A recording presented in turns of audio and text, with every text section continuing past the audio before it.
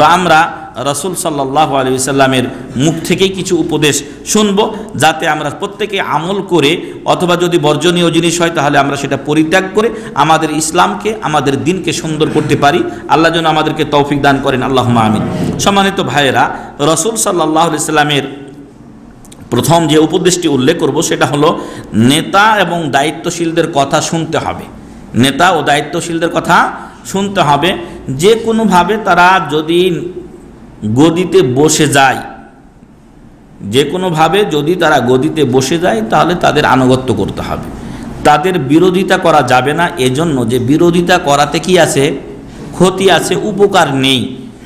কারণ সরকারি যারা বাহিনী আছে তারা কিন্তু সরকারের অনুগত, ওরা আপনার আমার অনুগত নয়, কারণ বেতনটা সরকারের মাধ্যম হয়ে আসে। যদিও আপনারই টাকাতেই তাদের বেতন হচ্ছে, কিন্তু ওরা সরকারের অনুগত থাকে। ফলে সরকার যদি নির্দেশ দেয় গুলি চালাও, গুলি চালায়, আপনার বুকে তারা গুলি চালায়, হ্যাঁ, এবং এতে করে অসংখ্য মানুষের প্রাণহানি ঘটে এবং বিশৃঙ্খলা সৃষ্টি হয়, জানমালের ক্ষয়ক্ষতি হয়।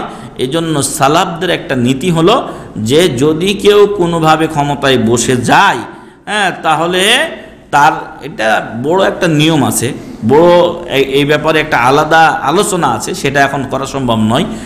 যদি আপনার এমন ক্ষমতা থাকে যে না বরাবর ক্ষমতা আছে, তাকে হটিয়ে আমি নিজে বসতে পারবো, হ্যাঁ, সেটা ভিন্ন কথা। কিন্তু আপনার সেই ক্ষমতা নেই, আপনি ইট নিয়ে দৌড়াচ্ছেন, আপনি লাঠি নিয়ে দৌড়াচ্ছেন, কি করবেন আপনি এগুলো দিয়ে? এগুলো দিয়ে মরা ছাড়া কোনো উপায় নাই, আর তাই ঘটছে বাস্তবে। তো যাই হোক, যেখানে আপনার শক্তি নেই সেখানে মরতে যেন না, এটা সালাফদের নীতি নয়। যখন সে ক্ষমতায় চলে গেছে তখন ওকে ওর ক্ষমতায় থাকতে দিন, আর আপনি আল্লাহর আনুগত্য করুন যতক্ষণ পর্যন্ত সরকার আপনাকে কুফরে বাওয়াহা, স্পষ্ট কুফরি করতে বাধ্য না করেছে। যদি সে শরীয়ত বিরোধী কোনো কাজ করতে আপনাকে বাধ্য করে তাহলে সেটা মানা আপনার জন্য জায়েজ নয়। আর যদি সেই পর্যায়ে না পৌঁছে তো অন্তত মন্দের ভালো মনে করবেন যে এটাই আছে, কারণ যদি এর বিরুদ্ধে দাঁড়ান তাহলে ও যত ক্ষমতা আছে ততটুকু সে প্রয়োগ করবে। আর পুলিশ দিয়ে করছে, বিজিবি দিয়ে করবে, আর্মি দিয়ে করবে, সব দিয়ে করবে, আনসার, বিডিবি যা আছে সব লাগাবে আপনার বিপরীতে। কারণ একজন মানুষ ক্ষমতায় টিকে থাকার জন্য মরিয়া হয়ে চেষ্টা করে, কারণ ও জানে যে আমি হয়তো ক্ষমতা থেকে চলে গেলে আমারও পরিণতি খারাপ হবে। যেমনটি আপনি বিভিন্ন রাষ্ট্রে দেখেছেন, হ্যাঁ, নেতাদের কি অবস্থা হয়েছে, ড্রেনে কোথায় কোথায় তাদেরকে পাওয়া গেছে, ফাঁসি দেওয়া হয়েছে। তো এটা প্রত্যেকটা রাষ্ট্রনায়ক জানে। ফলে সম্মানিত ভাইয়েরা, ইসলাম বলছে যে না, কেউ যদি কোনোভাবে ক্ষমতায় চলে গিয়ে থাকে ওর আনুগত্য করো, এতেই তোমাদের জন্য কি আছে? কল্যাণ আছে। যদি ইসলাম বিরোধী কোনো কাজ করতে তোমাকে বাধ্য না করে তখন কোনো আনুগত্য চলবে না।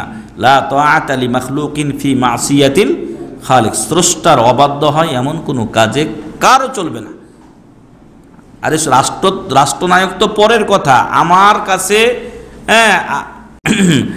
আল্লাহ ও রাসূলের পরে আমার মা বাবা বা আমার যে কাছের লোকেরা, আমার ছেলে মেয়ে, আমার স্ত্রী, তারা আমার কাছে প্রিয়, তারাও যদি শরীয়ত বিরোধী কাজ আমাকে করতে বলে করা যাবে? করা যাবে না। ও তো পরের কথা, রাষ্ট্রনায়ক কোথায় বসে আছে। কিন্তু আমাদের কাছের যারা, যাদেরকে আমরা অন্তর দিয়ে ভালোবাসি, যাদের জন্য আমরা জীবন দিতে পারি, সেই সমস্ত লোকদেরও কোনো শরীয়ত বিরোধী কথা মানা যাবে না। ফলে সরকার যতক্ষণ পর্যন্ত আপনাকে অন্যায় কাজে বাধ্য না করছে ততক্ষণ পর্যন্ত তার কথা মেনে চলুন। নেতা ও দায়িত্বশীলের কথা শুনতে হবে, তার আনুগত্য করতে হবে, প্রতিবেশীর হক আদায় করতে হবে এবং সালাত কায়েম করতে হবে। কয়েকটি কথা এই হাদিসটিতে রাসূল সাল্লাল্লাহু আলাইহি ওয়াসাল্লাম বলেছেন ওসিয়তের এই আপনার স্বরে। সেটা হলো, এক নম্বর বললাম যে নেতা ও দায়িত্বশীলের কথা শুনতে হবে, তার আনুগত্য করতে হবে, প্রতিবেশীর হক আদায় করতে হবে এবং সালাত কায়েম করতে হবে। আবু যার গিফারি রাদিয়াল্লাহু আনহু, প্রখ্যাত সাহাবী, প্রসিদ্ধ সাহাবী, তিনি বলছেন আওসানি খলিলি আলাইহিস সালাম, আমার বন্ধু মুহাম্মদ সাল্লাল্লাহু আলাইহি ওয়াসাল্লাম তিনি আমাকে ওসিয়ত করেছেন, আওসানি ওসিয়ত করেছেন, বিসালাসাতিন, কয়টা? তিনটা ওসিয়ত করেছেন। ইসমা ওয়া আতি, ইসমা ওয়া আতি ওয়ালাউ লিআবদিন মুজাদ্দাইল আতরাফি, ইসমা ওয়া আতি ওয়ালাউ লিআবদিন মুজাদ্দাইল আতরাফি, তুমি কথা শুনবে, আনুগত্য করবে, যদিও নেতাকে হয় কান কাটা একটা দাস হয়। কান কাটা একটা দাস যদিও হয়, সাধারণত এই পর্যায়ের মানুষের এই পর্যায়ে পৌঁছে না। পৌঁছে? হ্যাঁ, দাসেরা কি মালিক হয়, রাষ্ট্রনায়ক হয়? সাধারণত হয় না।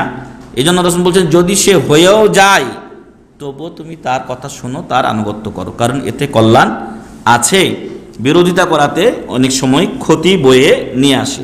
আরও আমি বলেছি যে যদি আপনাদের ক্ষমতা থাকে সরকারের মোকাবেলা করা, সরকার একেবারে আমাদেরকে অন্যায় কাজে বাধ্য করছে মেলা কিছু, তাহলে আপনি সেখানে যে নিয়ম নীতি আছে শরীয়তের দৃষ্টিতে সে অনুযায়ী আপনি তার মোকাবেলা করতে পারেন। কিন্তু আপনার কিছুই নেই ক্ষমতা, আপনি জনগণ নিয়ে নেমেছেন, জনগণ কোনো ক্ষমতাই না, জনগণ সকল ক্ষমতার উৎস, এটাও একটা কুপুরি মতবাদ। 1 2 নাম্বার, এই জনগণের কোনো ক্ষমতাই নাই, 2 গুলি খাইলেই পালাইব সব, এটা 1 নাম্বার। তাহলে একটা কানকাটা দাস, আরেক জায়গায় বলা হয়েছে তার মাথা যদি কিসের মতো হয়, কিশমিশের মতো, জাবিবের মতো মাথা হয়, তবুও তার আনুগত্য করিও।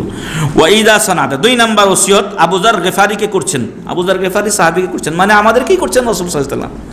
2 নাম্বার ওয়াইদা সানাতা মারাকাতান ফাআকসির মাআহা, যদি তুমি কিছু এই সুরবা জাতীয় জিনিস রান্না করো তাহলে একটু পানি বেশি দিও। সুম্মানজুর আহলা বাইতিম মিন জিরানিক, তারপর দেখো তোমার প্রতিবেশীদের কোনো বাড়ি, ফাআসিব হুম মিনহু বিমারুফিন, আর ওই বাড়িতে ভালোভাবে একটু হাদিয়া দিয়ে পাঠাও। বুঝে আসছে? বেমারুফ মানে নেকির কাজে। তো এখন নেতাদের কথার আনুগত্যের কথা বলা হলো। 2 নাম্বার, যখন তুমি রান্না বান্না করবে তখন তোমার তরি তরকারিতে একটু ঝোল বাড়িয়ে দিও, হয়তো 2-1টা পিস দিয়ে তোমার প্রতিবেশীকে একটু হাদিয়া দিও। এতে করে প্রতিবেশীর সাথে কি হবে, সুসম্পর্ক থাকবে। ওয়াসাল্লিস সালাতা লিওয়াক্তিহা, আর সময় মতো নামাজ পড়ে নেবে। আর এটা রাসূল সাল্লাল্লাহু আলাইহি ওয়াসাল্লাম যেন ইঙ্গিত করেছেন ওই সময়ের দিকে। অন্য একটা হাদিসে উনি উল্লেখ করেছেন যে এমন একটা সময় আসবে যেটা কিয়ামতের অন্যতম একটা আলামত, যে ইমামগণ বা দায়িত্বশীলগণ তারা নামাজকে যথাসময়ে পড়বে না, ইউআখিরুনাস সালাতা আন ওয়াক্তিহা, নামাজকে তার আসল টাইম থেকে বিলম্বিত করে দেবে। কিছুটা কিন্তু চলে আসছে আমাদের সমাজে। জোহরের টাইম শুরু হয় যে যখন, তার থেকে 1-1.5 ঘন্টা পরে জোহরের নামাজ পড়া হয়, আসর অনুরূপ। আর এশারটা আবার একটু বিলম্বে পড়াটা ভালো, সেটাকে আবার আগায় দিছে যাতে করে তাড়াতাড়ি খাইয়া ঘুমাইতে পারে। আর ফজরকে রাসূল সাল্লাল্লাহু আলাইহি ওয়াসাল্লাম অন্ধকার থাকতে পড়তেন। এখন আমাদের সমাজে এমন হয়েছে যে ফর্সা হওয়ার পরে যখন আপনি সালাম আলাইকুম বললেন, বাইরে গিয়ে দেখবেন সূর্য ওঠা ভাব না। আসলে এটা ঠিক নয়। রাসূল সাল্লাল্লাহু আলাইহি সাল্লামের জামানাতে ফজরের নামাজ উনি আগেই শুরু করতেন সুবহে সাদিকের সাথে সাথে, আর দীর্ঘ নামাজ পড়তেন। দীর্ঘ করার কারণে কিছুটা ফর্সা চলে আসতো। তারপরও যখন মহিলারা ফিরে যেতেন, কারণ মহিলারা, এটাও এক বড় ফিতনার মাসলা, আমাদের ভাইরা বলছে আমরা নাকি ওই মহিলাদেরকে মসজিদেও ব্যবহার করতে চাই, নাউযুবিল্লাহি মিন যালিক।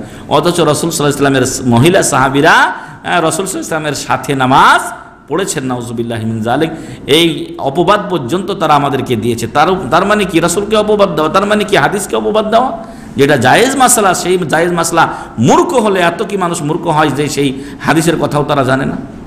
তো যাই হোক, রাসূল সাল্লাল্লাহু আলাইহি ওয়াসাল্লামের মহিলা সাহাবীরা অন্ধকারে ফিরে যেতেন, তাদেরকে কেউ চিনতে পারতো না। কেন চিনতে পারতো না? অন্ধকারের কারণে চিনতে পারতো না। তো এখন এমন অবস্থা হয়ে গেছে যে ফজরকে পড়ছে বিলম্ব করে, এত বিলম্ব যে বাইরে হওয়ার পরে কলিমুদ্দিন সলিমুদ্দিনকেও চেনা যাচ্ছে, মহিলা তো দূরের কথা। তো যাই হোক ভাইরা, যেটা বলছিলাম যে ওয়াসাল্লিস সালাতা লিওয়াক্তিহা, এমন একটা সময় আসবে যেটা ইঙ্গিত করছেন রাসূল সাল্লাল্লাহু আলাইহি ওয়াসাল্লাম, যখন আমির ওমারারা বা নেতারা, ইমামরা টাইম মতো নামাজ পড়বে না, বিলম্বিত করে দেবে, যেটা অনেকটাই আমাদের সমাজে হয়ে গেছে। যদি বেশি একেবারে টাইম বহির্ভূত হয়ে যায় তাহলে রাসূল সাল্লাল্লাহু আলাইহি ওয়াসাল্লাম বলছেন সল্লিস সালাতা লিওয়াক্তিহা, সময় মতো তোমার বাড়িতে নামাজ পড়ে নেবে, ফরজ নামাজ বাড়িতে টাইম মতো পড়ে নেবে আউয়াল ওয়াক্তে। ওয়াইদা ওয়াজাদ, তবে তুমি কোথায়, জামাতেও তোমাকে শরীক হতে হবে, যাতে করে তোমাকে নামাজ ত্যাগকারী ট্যাগ না লাগায়, অপবাদ না দিতে পারে যে এই লোকটা নামাজ পড়ে না। তুমি মসজিদেও যাবে, ওয়াইদা ওয়াজাদাল ইমামা কাদ সাল্লা, গিয়ে যদি দেখো যে নামাজ হয়ে গেছে, ইমাম সাহেব নামাজ পড়ে নিয়েছেন, ফাকাদ আহরাজতা সালাতাক, তাহলে তোমার সালাতকে তুমি হেফাজত করলে, সংরক্ষণ করলে, কারণ তুমি আউয়াল ওয়াক্তে পড়ে নিয়েছো। ওয়া ইল্লা ফাহিয়া নাফিলাতুন, আর গিয়ে দেখো যদি যে নামাজ হয়নি, তাহলে ওদের সাথে জামাতে শরীক হও, এই নামাজটা তোমার জন্য কি হবে? ফাহিয়া নাফিলাতুন লাক, এটা তোমার জন্য নফল হবে। বুঝাতে পারলাম? তবে এ নিয়ে আমাদের সমাজে গিয়ে বিশৃঙ্খলা সৃষ্টি করিয়েন না। হ্যাঁ, যেভাবে পারা যায় একটা ম্যাচিংয়ের ব্যবস্থা করতে হবে, কারণ একাকি গিয়ে ওই বিশাল সমাজের মোকাবেলা করাটাও একটা মুশকিল ব্যাপার, বুঝে আসছে? তো যদি এমন দেখা যায় ইমাম সাহেব অনেক সময় শিরকি কাজ করে, অনেক সময় বড় বড় এই এই এই সুবি ইত্যাদির সাথে মেলা কিছুর সাথে জড়িত, এমন আকীদা পোষণ করে যে তার পিছনে নামাজই জায়েজ নয়, তাহলে আপনি বাহানা করুন, বাড়িতে নামাজ পড়ে নিন, আপনি চলে যান বাজারে। বুঝতে পারলাম? আসরের সময়ের নামাজের কথাই ধরুন, আপনি বাসায় নামাজ পড়ে বাজারে চলে গেলেন, কি আপনাকে বাজারে খুঁজে বেড়াচ্ছে? আপনি তো নামাজ ঠিকই পড়ে নিয়েছেন, বুঝে আসছে না? অথবা বাজারে একটা মসজিদ আছে যে এখানে টাইম মতো নামাজ হয়, তো আপনি গিয়ে ওইখানেই নামাজটা ধরেন না কেন? বুঝতে পারলাম? তো যাই হোক, চেষ্টা করতে হবে টাইম মতো আমাদেরকে নামাজ পড়ার জন্য, নতুবা বাড়িতে পড়ে নেবেন আর যেভাবে হাদিসে বলা হলো সেইভাবে আমল করবেন। মুসনাদে আহমদ হাদিস নাম্বার 20,458। এ ছিল রাসূল সাল্লাল্লাহু আলাইহি ওয়াসাল্লামের এক হাদিসে 3টি ওসিয়ত, যা তিনি কাকে করেছিলেন? কোন সাহাবীকে? আবু যার গিফারি রাদিয়াল্লাহু আনহুকে। কথাগুলো মনে থাকবে ইনশাআল্লাহ। 1 নাম্বার, যে নেতা যদি একজন দাস হয়, কান কাটা দাস, অথবা অন্য হাদিসে বলছে যে মাথা কিশমিশের মতো এরকম চুক্কা মাথা, চিকন মাথা, তবুও তার কথা শুনতে হবে, তার আনুগত্য করতে হবে, কারণ এতেই কল্যাণ রয়েছে। তার বিরোধিতা করলে দেশের ক্ষতি হয়, জনগণেরই ক্ষতি হয়। দ্বিতীয়ত, যখন আপনি তরিতরকারি রান্না করবেন একটু ঝোল বেশি দিয়ে পাড়া প্রতিবেশীকে হাদিয়া দিয়েন, মহব্বত বাড়বে, যা স্পষ্ট হাদিসেই বলা হয়েছে, তাহাদু তাহাবু, তোমরা পরস্পর হাদিয়া বিনিময় করো, এতে তোমাদের মধ্যে মহব্বত ভালোবাসা বাড়বে। আর টাইম মতো নামাজ পড়তে হবে। যদি এমনটি হয় যে নেতা বা ইমামগণ অতিরিক্ত নামাজের টাইমকে একেবারেই বিলম্বিত করে দেন, তাহলে বাড়িতে নামাজ পড়ে নেবেন, এবং যখন মসজিদে আসবেন তাদের সাথে আপনি শরীক হবেন, এটা আপনার জন্য নফল হবে।